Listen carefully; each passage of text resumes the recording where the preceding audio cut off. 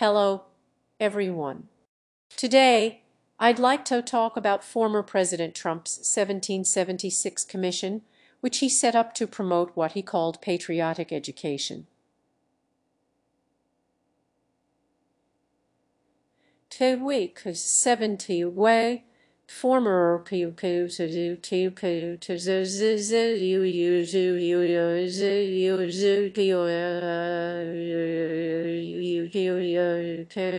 how could you issue college issue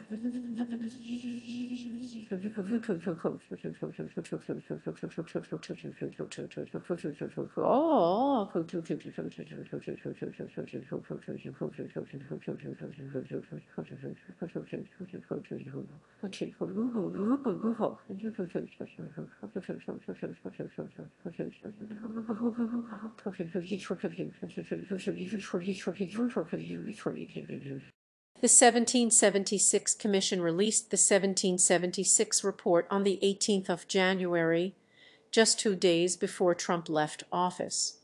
Incoming President Joe Biden dissolved the 1776 Commission on the first day of his presidency, and the Commission's report was immediately deleted from the White House website. This short-lived patriotic education report was intended to summarize, quote, the principles of the American founding and how those principles have shaped our country.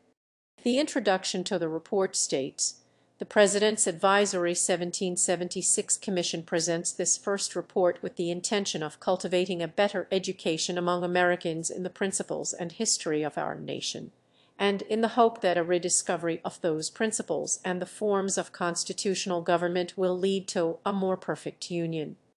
In the couple of days before it was deleted, this report was widely criticized and, well, laughed at by a variety of historians and academics. Because as an academic work of history, this report is very silly indeed. Firstly, the Commission's 18 members included 0 professional historians of United States history, but did find space for former Trump staffers, conservative politicians, and Charlie Kirk. It's not clear who wrote what parts of the report. It has no listed author or authors. There's no bibliography. There are no citations for any of its claims. Some folks on Twitter ran the report through the Turnitin website, a service for detecting plagiarism, and found that whole sections of the report were simply copied from other places, largely from previous works by members of the committee.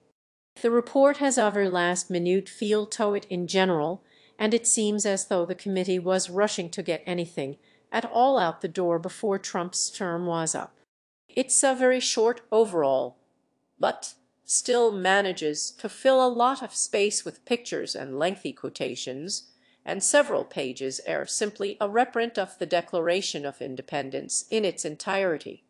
Any college student who's ever had to pad a thin essay to hit a page count will recognize what's going on here. Various historical facts in the report are incorrect.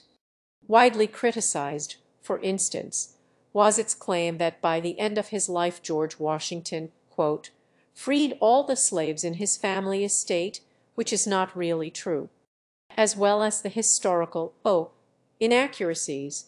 The report omits enormous parts of American history. For instance, Native Americans are simply not mentioned at all, except, of course, For in the fully quoted Declaration of Independence, which refers to them as, quote, the merciless Indian savages, it does speak of Americans carving communities out of a vast, untamed wilderness, though with zero mention of the people who were already there. Commenting on the publication of the report, the Association of University Press has described it as being, quote, plagued by procedural deficiencies that would render it unpublishable as a serious work of scholarship. It omits citations to any authority, fails to credit or note permissions for its reused content or images, and was produced without sufficient time for adequate peer review. So, as a work of history, as an academic work, this is all fairly laughable on the surface, especially as a presidentially ordered report published on the White House website. As a comparison, if we take a look at, say, former President Clinton's own America Initiative report on race relations, published in 1997, we see that that is much longer.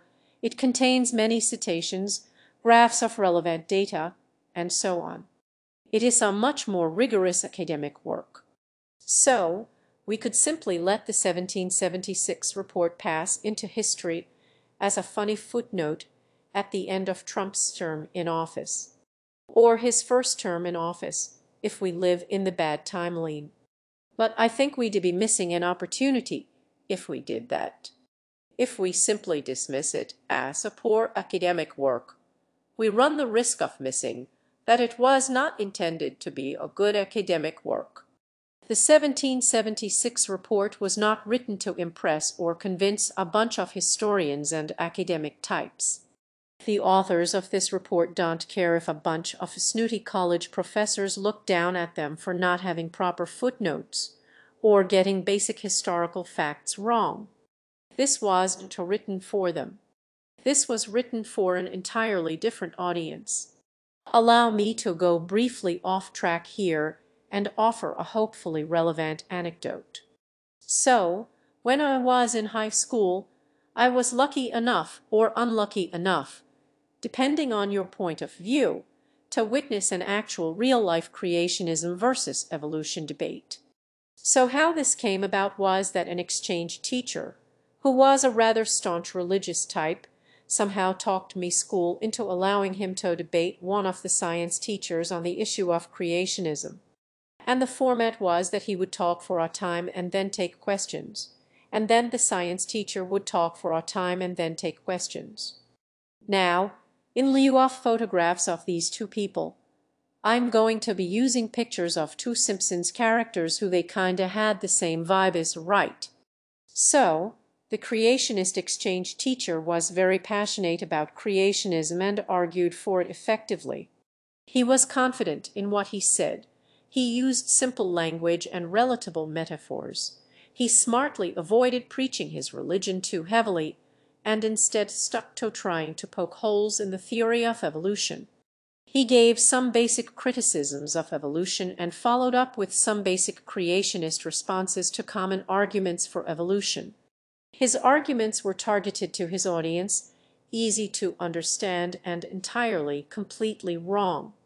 I mean, any halfway intelligent adult could have pointed out the lie in everything he was saying, except he wasn't talking to halfway intelligent adults, was he? He was talking to a group of teenage boys who weren't equipped to challenge him on what he was saying. And his position of authority over that group of teenage boys as their teacher gave an extra weight to what he was saying. The science teacher, on the other hand, gave out a printed list of facts about evolution and then proceeded to read them out, boringly. Now, I don't really blame her for this. It's not her job to debate whichever weirdo turned up at the school that day looking for an argument. I got the feeling she simply drew the short straw on who was gonna have to miss a break period in order to debate the creationist. So we can forgive her low energy to some extent here. Of course, all the facts on the list she handed out were true, but she wasn't selling them to the audience. and the creationist had already provided counterarguments for many of them. She was simply arguing for evolution. Simply arguing for she was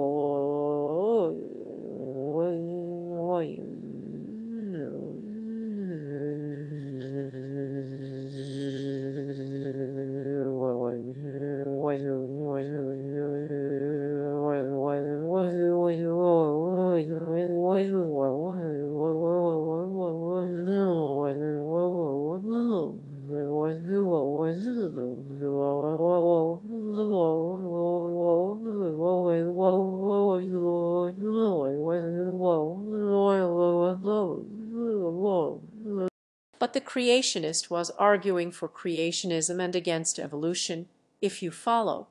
He wasn't just arguing for his side. He was trying to define, in the minds of the audience, the form of the larger argument in question. Much more important than who was technically correct on the facts, which weren't being checked in the moment anyway, was who could better frame the discussion and then tell the more engaging story within that space. He wasn't just handing out facts. He was pitching a narrative, one in which a bunch of egghead evolutionist types are, far from being smart and clever and better than you, actually very silly and easy to trip up with these very simple arguments, which I'm now going to teach you.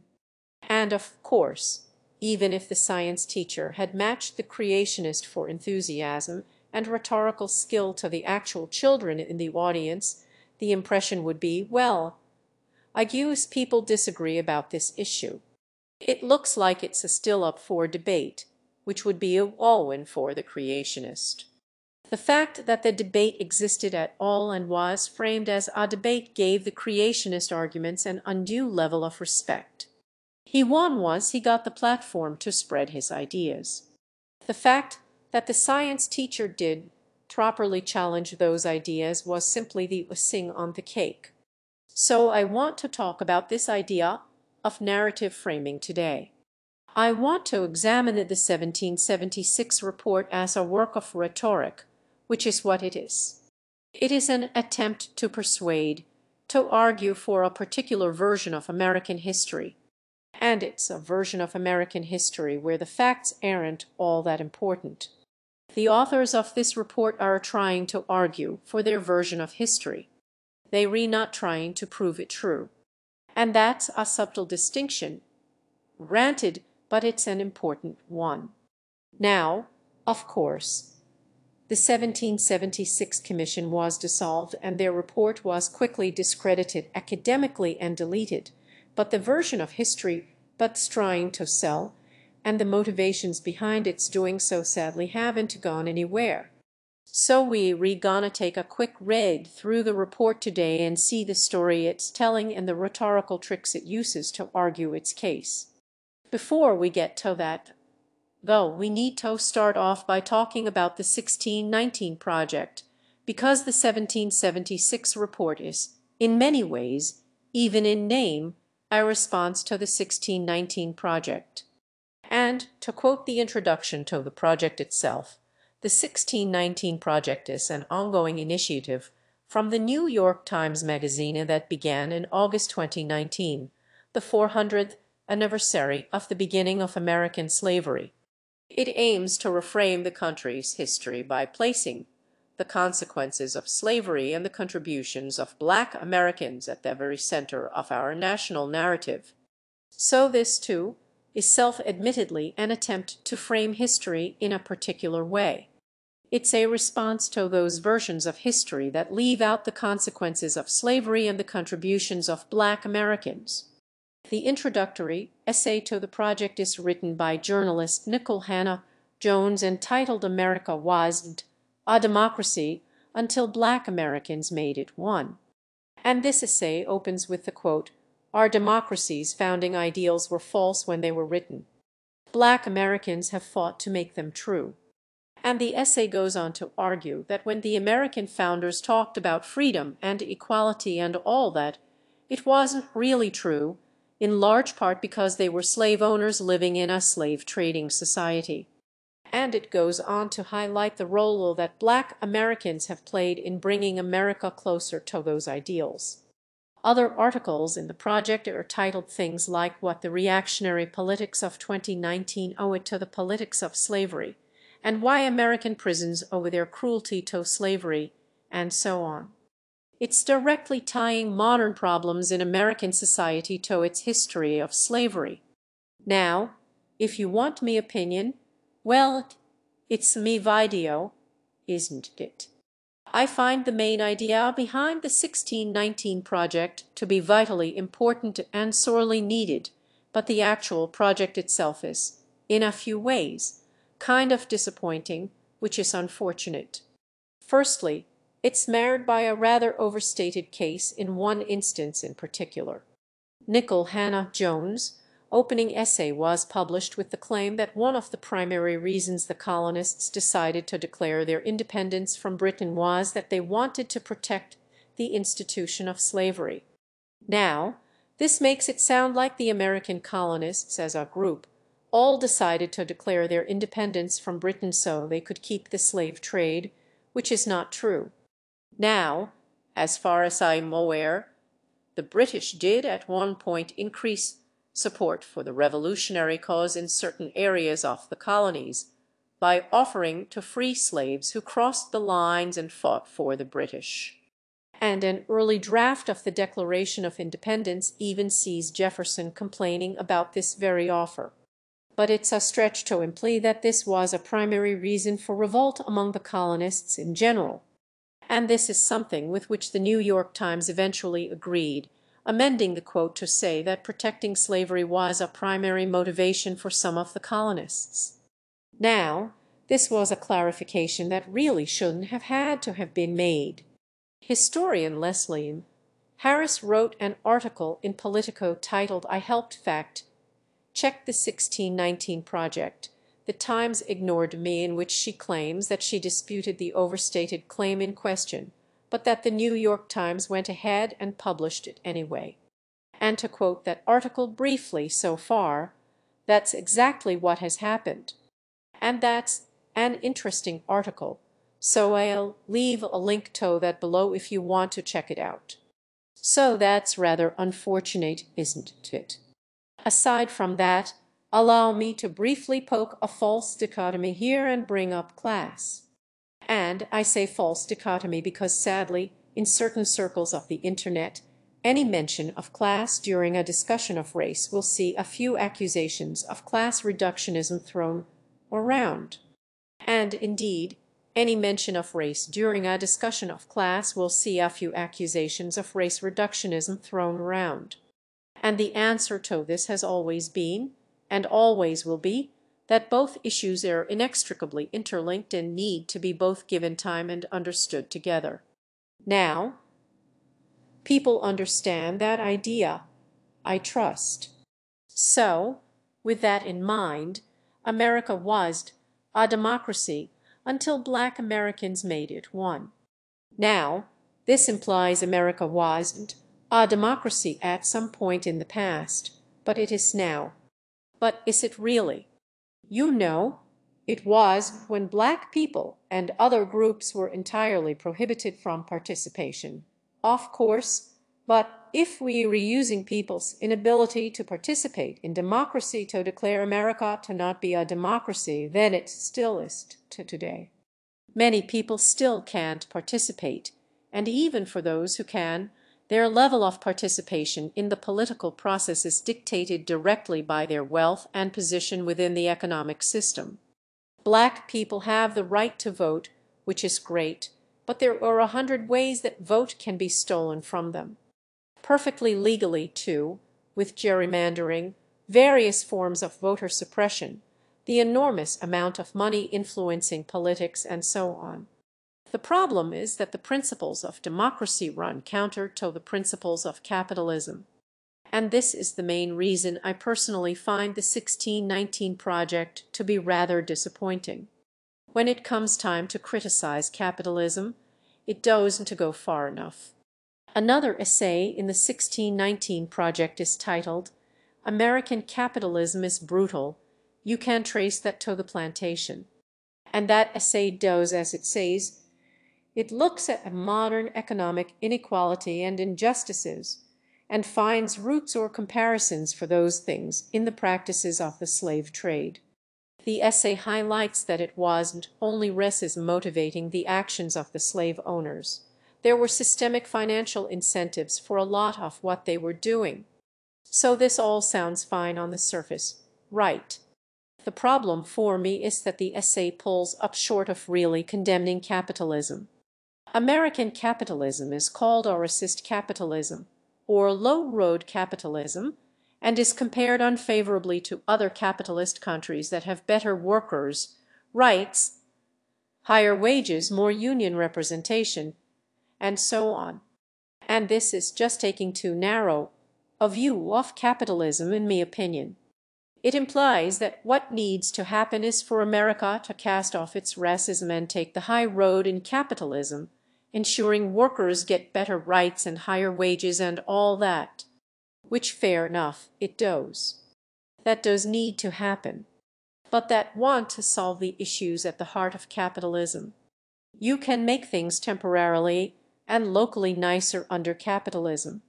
There are capitalist countries, as the essay points out, with better workers' rights than America, but they are not operating in a vacuum. They are part of a global capitalist system, and whatever rights they be secured within their own borders, they are still benefiting from being part of an exploitative system that denies those rights to people in other places. Unfortunately, I'll have to shelve me lefty gripes about the shortcomings of the 1619 project for the rest of the video. Because while I might wish that the wider argument taking place was between two groups of non-racists who only disagree on the issue of capitalism, there is someone else at the table here. And annoyingly, their position distorts the boundaries of the conversation somewhat. And because of that, I will concede that whatever my problems with the project, when we consider the traditional way American history was, or still is often taught, comprising mostly of uncritical veneration of a bunch of white slave owners, efforts to re-examine American history to center the impact of slavery are sorely needed, clearly. In an interview with Chris Wallace on Fox News last year, then President Trump brought up the 1619 project when asked about previous statements of his indicating he thinks that schools are teaching students to hate their country. So Wallace asked, "You said our children are taught in school to hate our country. Where do you see that?" To which Trump replied, I look at school. I watch, I read, look at the stuff. Now they want to change. 1492. Columbus discovered America. We grew up. You grew up. We all did. We all grew up. That's what we learned. Now they want to make it the 1619 project. Where did that come from? What does it represent? Does it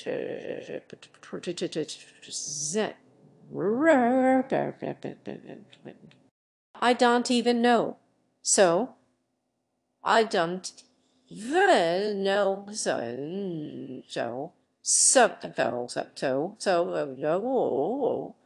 And Wallace points out, to which Trump responds, very bizarre statements there. I'm not sure what we can learn from that, apart from the fact that the 1619 project is clearly occupying space in what we can charitably refer to as the president's mind. At a speech on October 6th of last year, when Trump was talking about the creation of the 1776 Commission, he also discussed the 1619 report, saying it seeks to reframe our nation's history around the idea that the United States is not an exceptional country, but an evil one. And the 1776 report itself also mentions the 1619 report directly, saying the journalists behind it have turned to bitterness and judgment. So this report is very much the conservative rejoinder to the 1619 project's centering of slavery. It's a response to what they see as an undermining of American exceptionalism. The White House press release announcing the release of the report reads as follows: The 1776 Commission, comprised of some of America's most distinguished scholars and historians, has released a report presenting a definitive chronicle of the American founding, a powerful description of the effect the principles of the Declaration of Independence have had on this nation's history, and a dispositive rebuttal of reckless re-education attempts as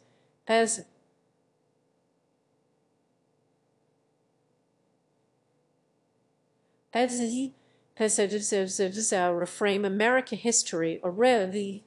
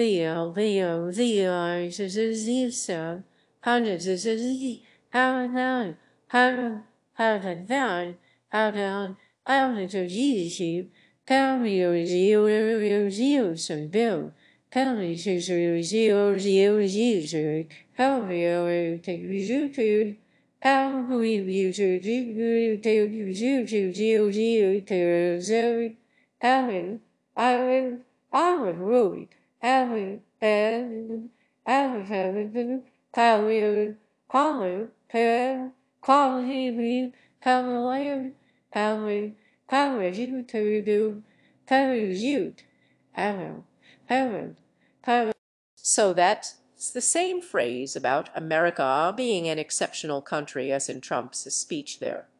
Now, of course, anyone who points to the principles of America, founders as the source of American exceptionalism, opens themselves up to the counter-argument, well, what about slavery?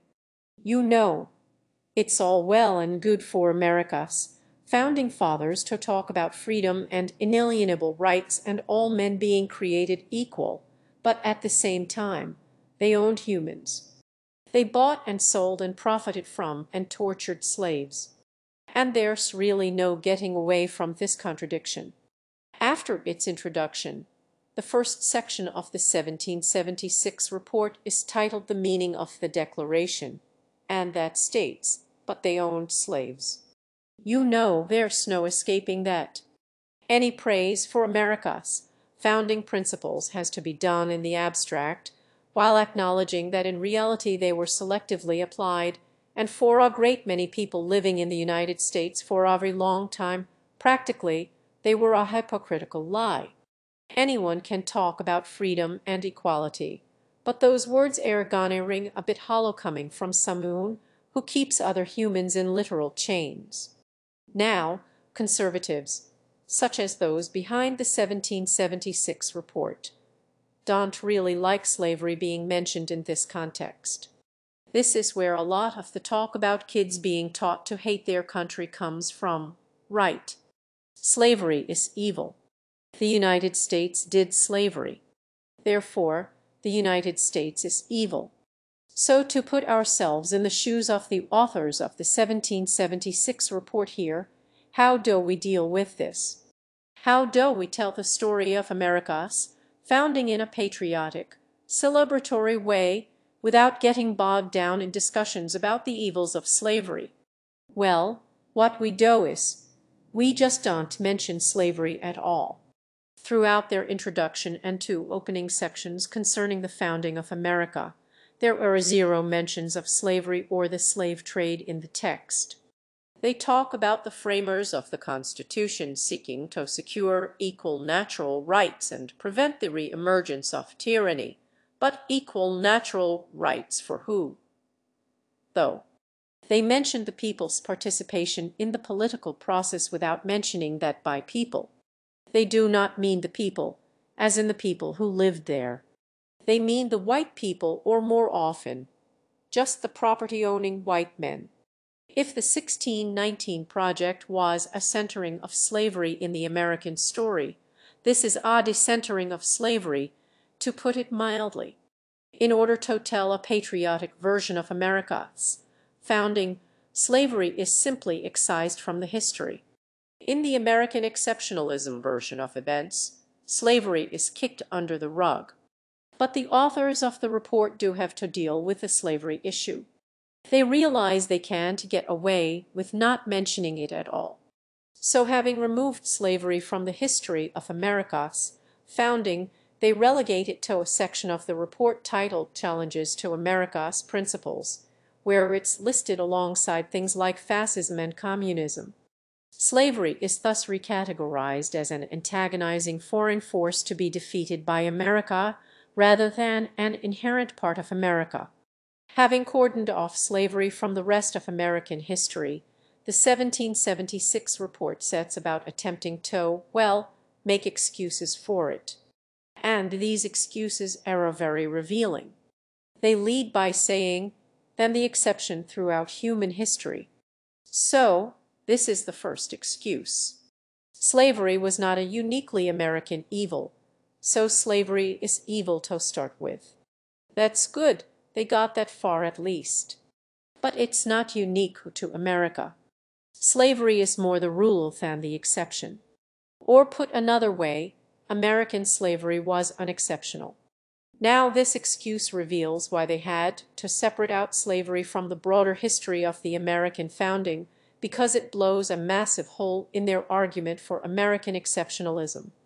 And this should go without saying really, but if you're trying to argue for America being exceptional, you can't but excuse its flaws by claiming it is unexceptional. That's trying to have it both ways. America's good qualities are used to indicate it is special and unique and exceptional, while its bad qualities are used to indicate nothing. They are merely products of the time, so we can excuse those. The report at one point states all the good things we see around us, from the physical infrastructure to our high standards of living to our exceptional freedoms, are direct results of America's unity, stability, and justice, all of which in turn rest on the bedrock of our founding principles. So it's saying the good things, and only the good things, that Americans see today are directly traceable to its founding. But the report announces the 1619 project for doing what is close to the mirror of this, claiming that many of America's present inequalities and flaws also have roots in its early history. So we have to ask, why is this? Why is it that only America's positive qualities are able to be traced from its history in this way? That's rather convenient, isn't it? The report goes on to highlight certain of the founders' anti-slavery sentiments and casts their compromises with slavery as merely a practical political move. But this is only telling part of the story.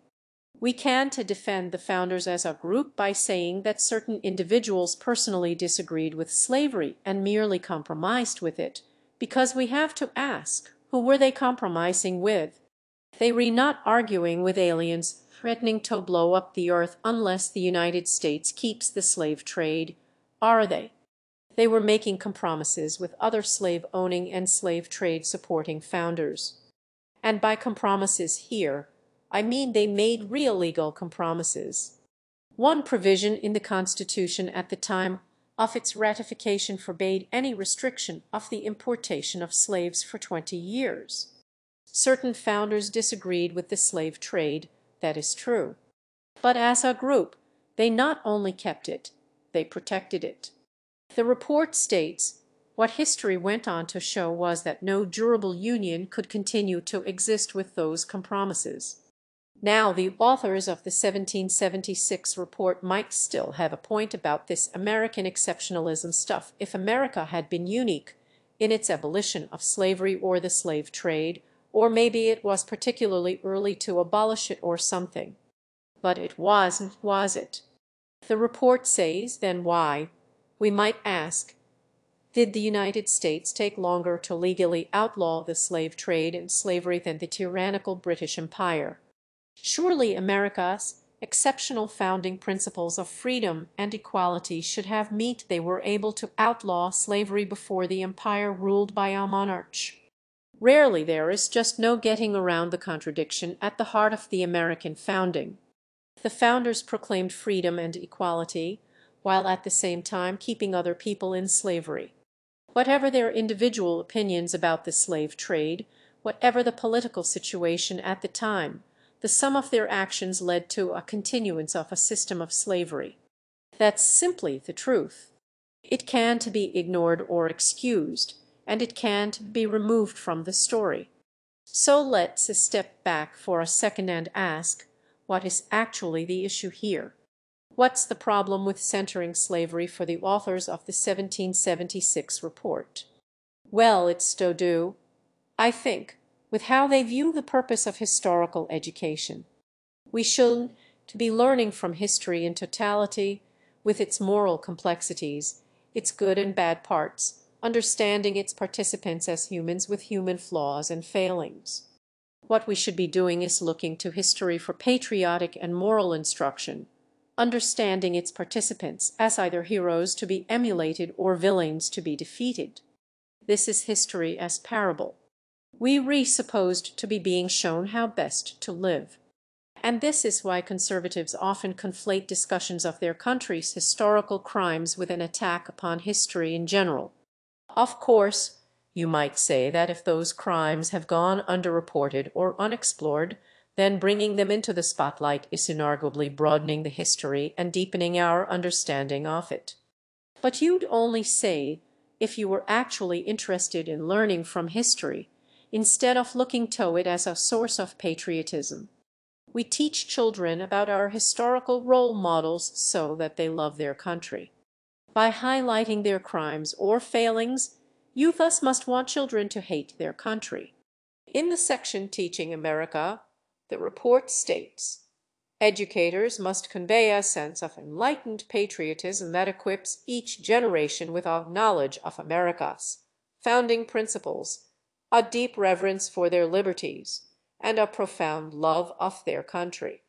And I'd like to compare that with another quote from later in the same section when they say, states and school districts should reject any curriculum that promotes one-sided partisan opinions, activist propaganda, or factional ideologies that demean America's heritage, dishonor our heroes, or deny our principles.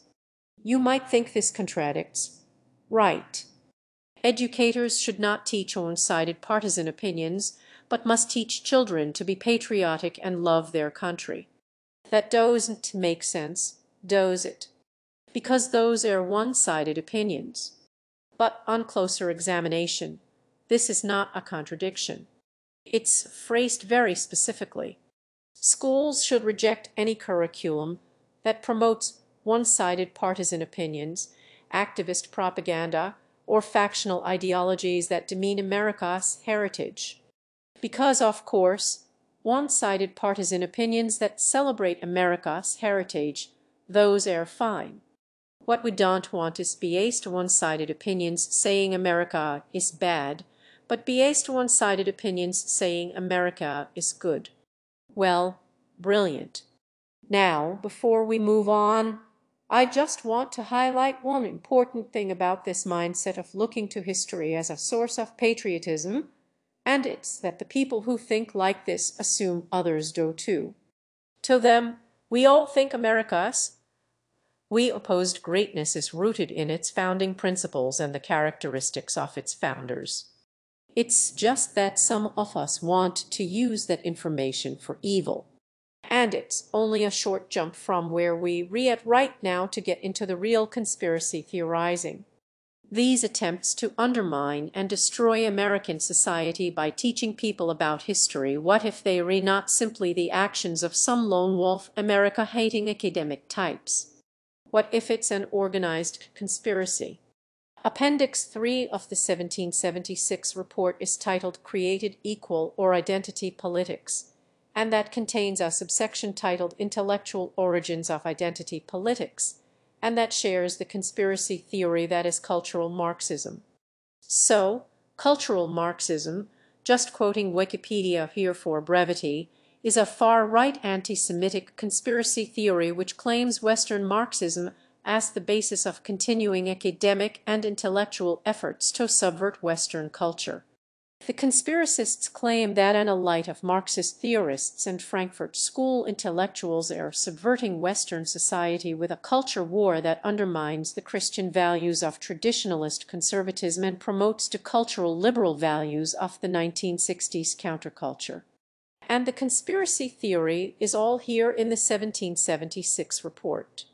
They name the Frankfurt School, critical theory, intellectuals Antonio Gramsci, Herbert Marcuse, the division of society into oppressed and oppressor groups, the creation of a counterculture that seeks to destroy the established culture, and so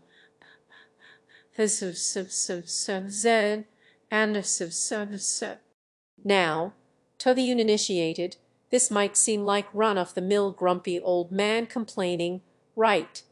Society is changing in a way that for conservatives, like those behind this report, doesn't make sense. They think America and Americans are exceptional. So when Americans do things they consider unexceptional or un-American, usually things like wanting a proper health care system, this doesn't make sense to them. This could be arising from within our own society. This has to be some sort of organized outside antagonist force. Kids these days are more interested in listening to the rap music than reading the Constitution. Am I so out of touch? No, it's cultural Marxist brainwashing or something. But this is not just idle complaining. This is real far-right Nazi stuff, just with a few euphemisms here and there. One reason that the Wikipedia article there calls this an anti-Semitic conspiracy theory is that often cultural Marxists are criticized simply as a stand-in for Jewish people. And, of course, the Nazi Party themselves had their own variant of the cultural Marxist conspiracy theory, which they called cultural Bolshevism. When I read the intellectual origins of identity politics, it brought to mind something else that I'd read before, and that's the historical roots of political correctness, which is another introduction to the cultural Marxist conspiracy theory, and a strikingly similar piece of writing right down to the title. And if we look at the historical roots of political correctness, it's all here again. We've got the Frankfurt School, there's critical theory, Antonio Gramsci and Herbert Marcuse, the division of society into oppressed and oppressor groups, the creation of a counterculture, and so on again. This passage is taken from the manifesto written by Anders Behring Breivik, the Norwegian far-right terrorist who killed 77 people in 2011.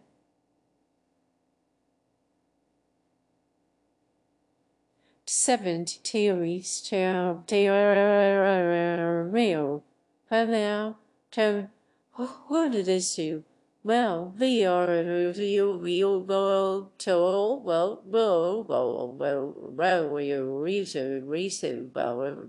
Well, we say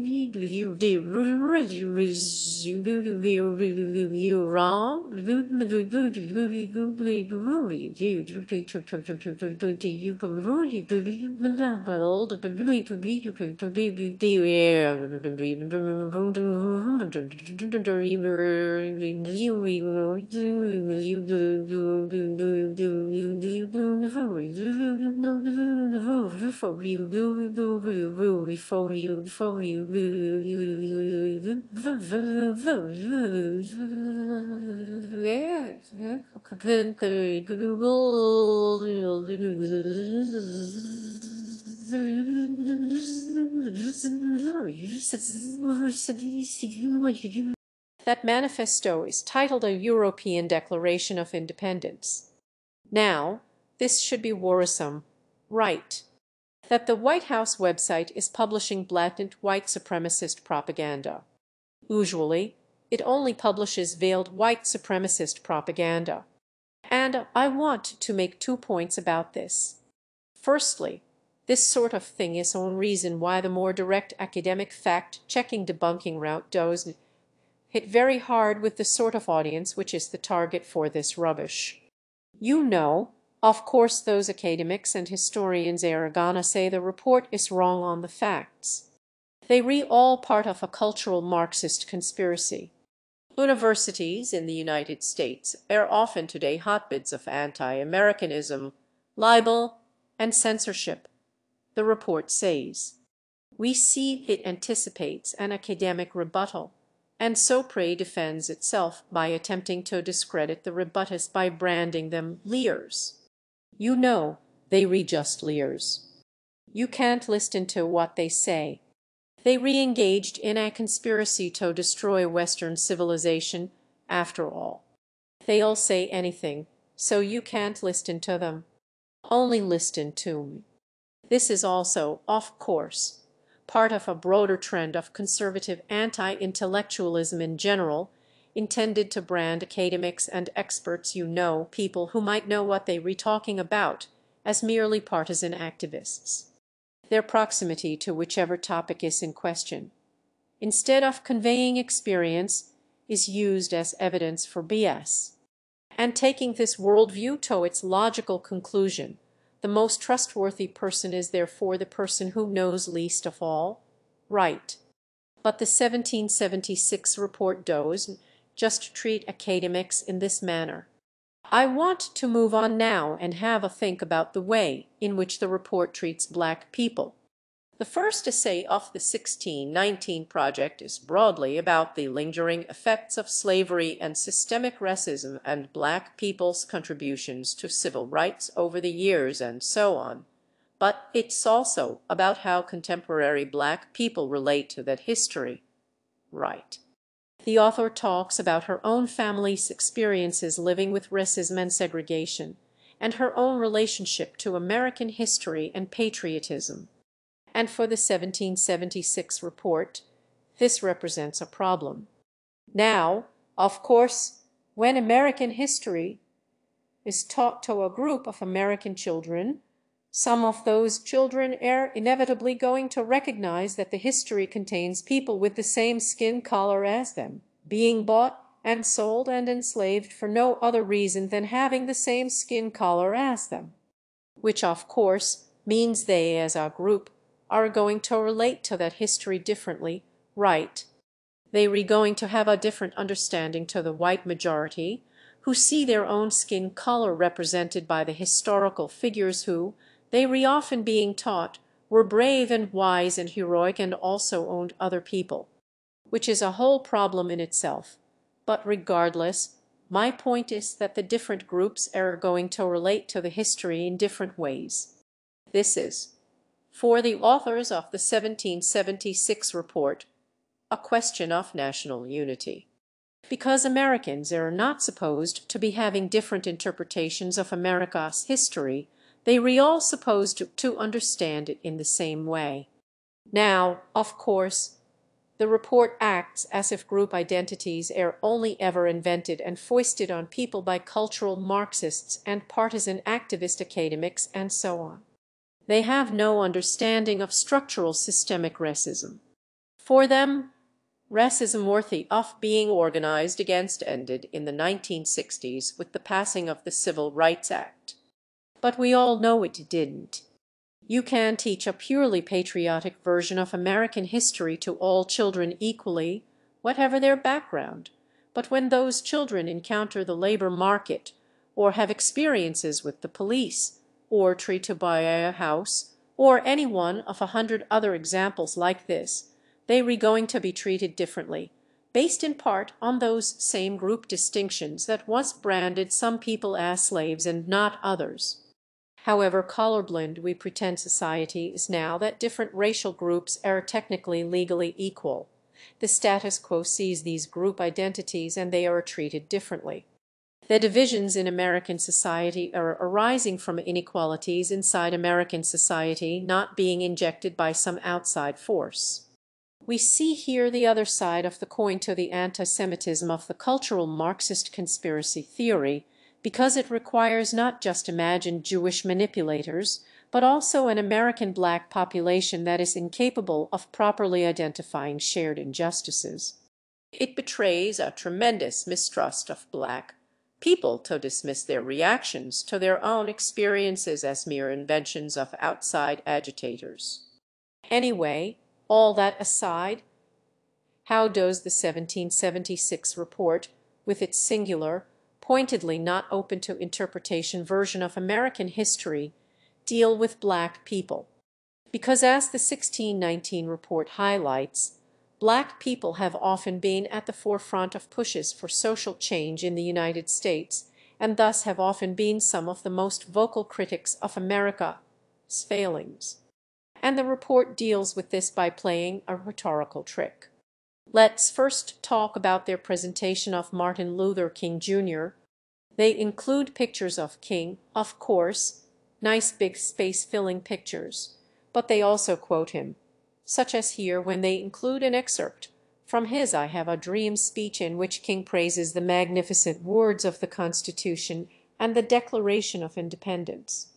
And they quote this passage again in the section titled Racism and Identity Politics when talking about the reforms brought about by the Civil Rights Movement. Broad the civil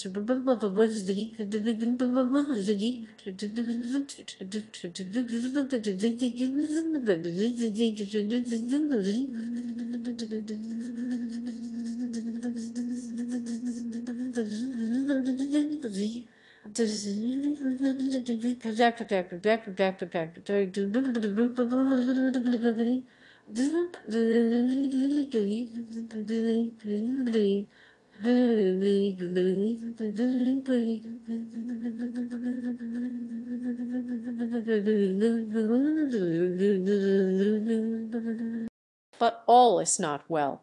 It seemed, finally, that America's nearly two-century effort to realize fully the principles of the Declaration had reached a culmination.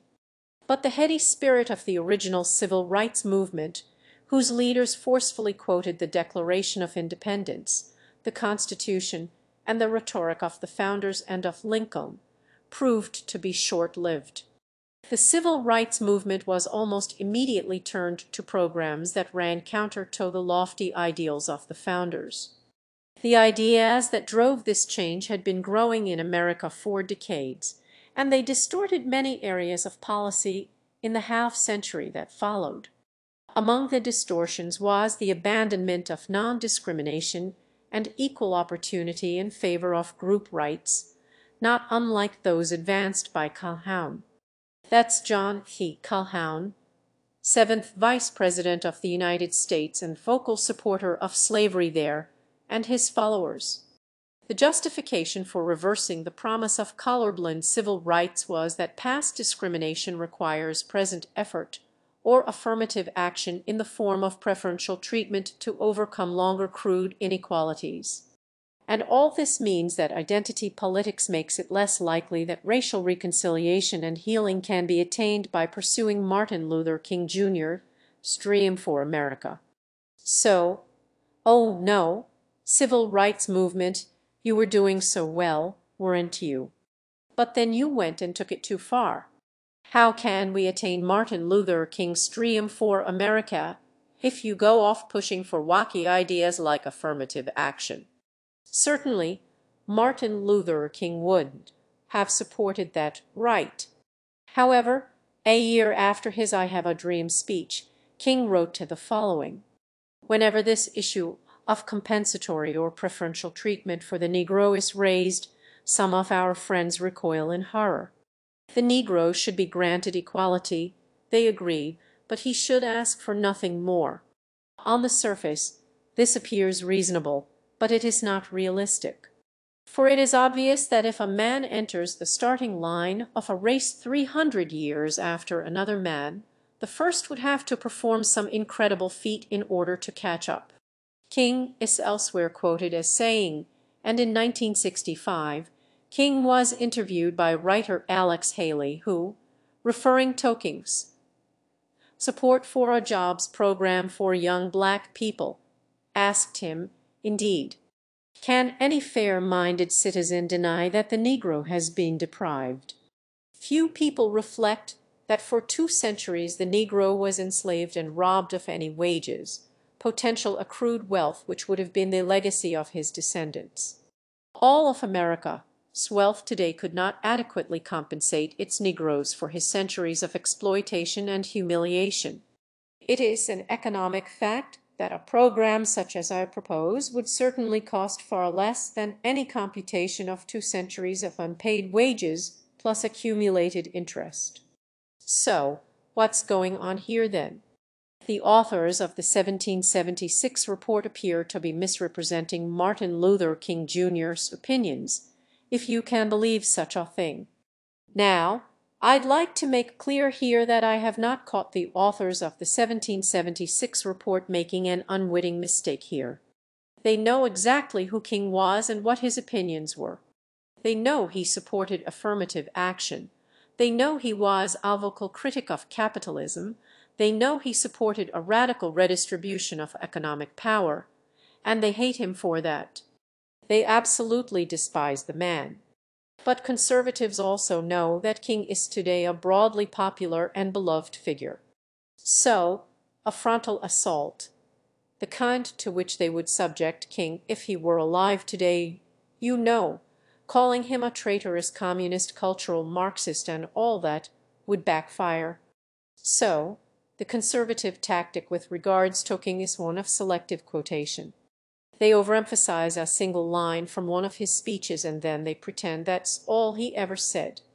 If you got all your information about Martin Luther King Jr. from this report, you'd think he popped into existence in 1963 to say racism sure is bad and then he just fell off the earth or something. Now, The aim of this tactic is twofold.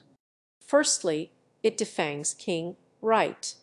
It makes him into a simplistic storybook character who just quotes the founding fathers and says it's bad to be racist, and that's all he does. But the other aim here is to use this strawman version of King as a standard against which other black people can be judged negatively. The point of praising King before going on to criticize, for instance, those who support affirmative action programs is to give the impression that King would not support affirmative action programs. Of course, the real Martin Luther King Jr. did support affirmative action programs, but that doesn't matter. We re not talking about him. We re talking about storybook Martin Luther King Jr., and he wouldn't he support affirmative action programs. He would quote the founding fathers and say it was bad to be racist, and that's all he would do. This is not a tactic invented by the 1776 reports, I'd like to make clear, lest I give the impression they re somehow being inventive in their lays. This is an old conservative tactic for dealing with the radical activist Martin Luther King Jr., who talked about economic equality and criticized American imperialism, and was arrested and jailed for his opinions. They just make a new Martin Luther King Jr. at the head of a toothless civil rights movement which saw as its final goal legal equality, but demanded nothing further. Martin Luther King Jr. is not the only black person in the 1776 report to get this treatment. They also quote Frederick Douglass. They close out the main text of the report with a quote from Frederick Douglass actually, and that reads as follows. The Declaration of Independence is the ring bolt to the chain of your nation's destiny, so indeed I regard it. The principles contained in that instrument are saving principles. Stand by those principles. Be true to them on all occasions, in all places, against all foes, and at whatever cost. So that's another black social reformer singing the praises of the Declaration of Independence completely out of context. No further analysis needed. Right. Frederick Douglass said the Declaration of Independence was good. That's it. That's the end of the point. But allow me to quote from the same speech as the 1776 report pulled that quote from. Paul Salvi, the CEO, Sal, the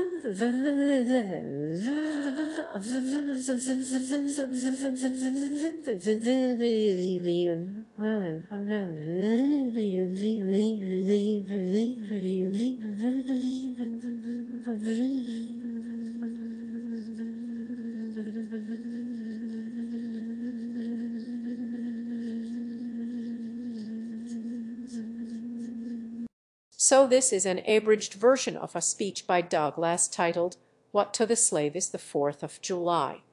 Now, I'm not going to be able to do this justice, obviously, but here we go. So, after praising the Declaration of Independence and its principles, Douglass goes on to say, Fellow citizens, pardon me. Allow me to ask, why am I called upon to speak here today? What have I, or those I represent, to do with your national independence? Are the great principles of political freedom and of natural justice embodied in that Declaration of Independence extended to us? Would to God, both for your sakes and ours, that an affirmative answer could be truthfully returned to these questions. But such is not the state of the case. I say it with a sad sense of the disparity between us.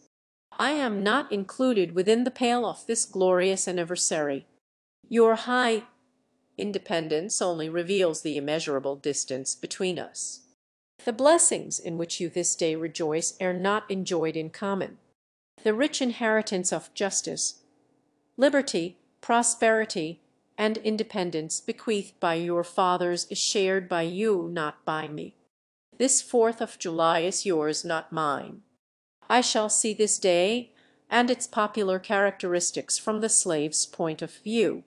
Standing there identified with the American bondman, making his wrongs mine, I do not hesitate to declare with all me soul that the character and conduct of this nation never looked blacker to me than on this 4th of July. Whether we turn to the declarations of the past or to the professions of the present, the conduct of the nation seems equally hideous and revolting. America is false to the past, false to the present, and solemnly binds herself to be false to the future. What to the American slave is your 4th of July? I answer, a day that reveals to him, more than all other days in the year, the gross injustice and cruelty to which he is the constant victim. To him your celebration is a sham, your boasted liberty an unholy license, your national greatness swelling vanity, your sounds of rejoicing are empty and heartless, your denunciations of tyrants, brass-fronted impudence, your shouts of liberty and equality, hollow mockery, your prayers and your sermons and savage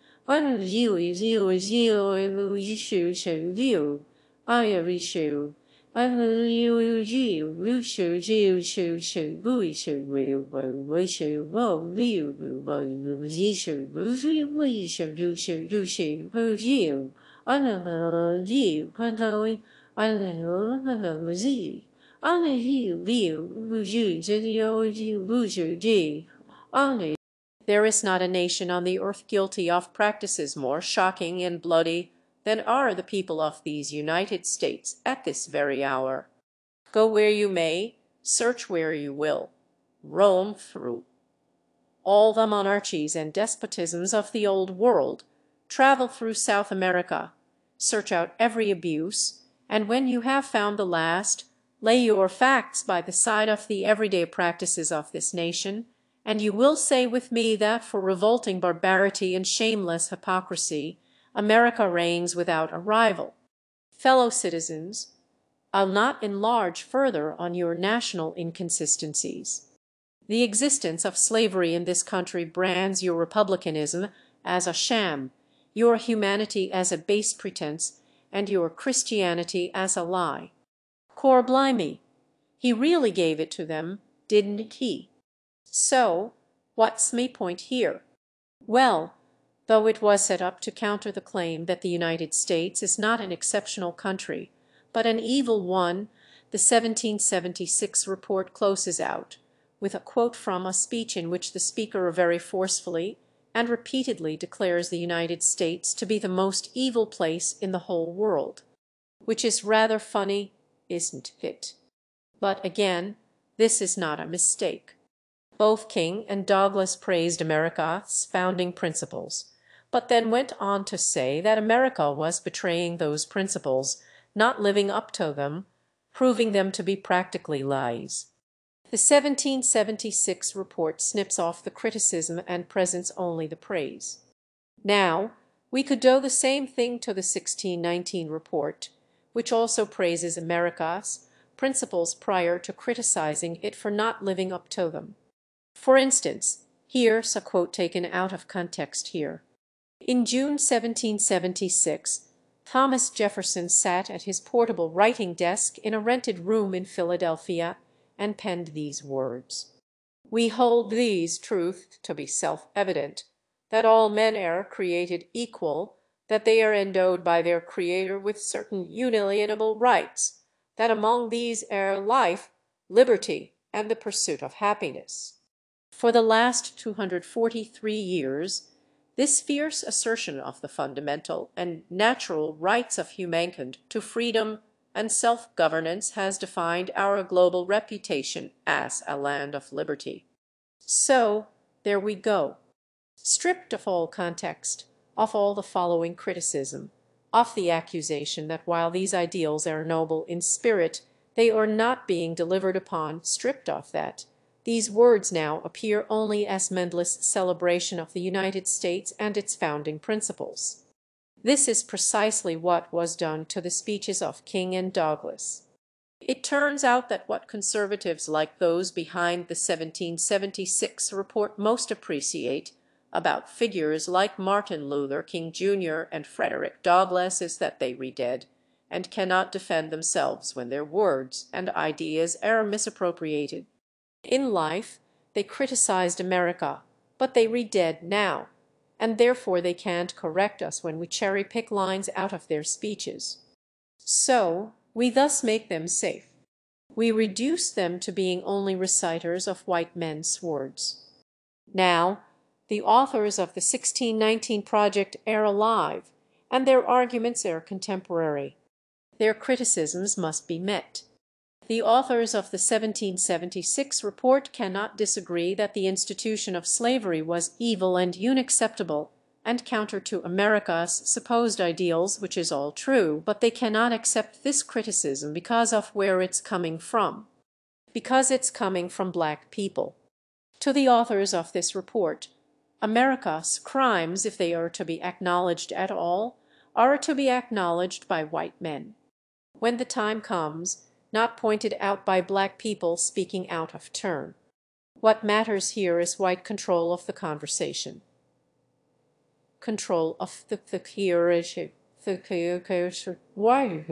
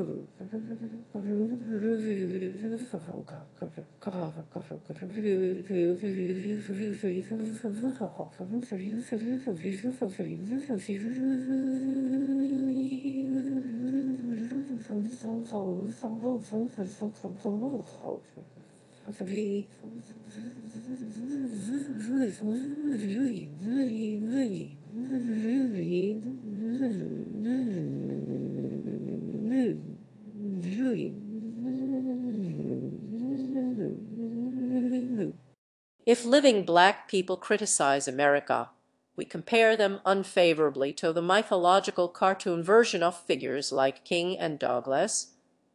The respectable black people who we say did it right after we've given them a whitewashing, that is, by picking and using which black people have legitimate things to say, and who are merely ideological, motivated partisan activists, we are remaking the claim that it is the right of white people to decide this. American history is a white man's story. We insist black people can observe and mouth along with the words if they like, but they are not allowed to complain, and they are certainly not allowed to direct. After they do, we may graciously acknowledge that they had some part in the story, but only because they were inspired by the ideas of white men. Now, of course, the big win for the 1776 report is that they got this rubbish published at all. Trump gave them a platform to share their racist conspiracy nonsense, and they used it.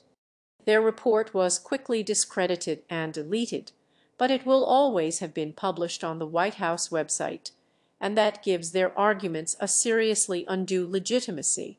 The report was quickly deleted, sure, but that it existed at all means its particular brand of patriotic education can serve as a blueprint. Texas lawmaker unveils plans for 1836 project to commemorate state independence from Mexico.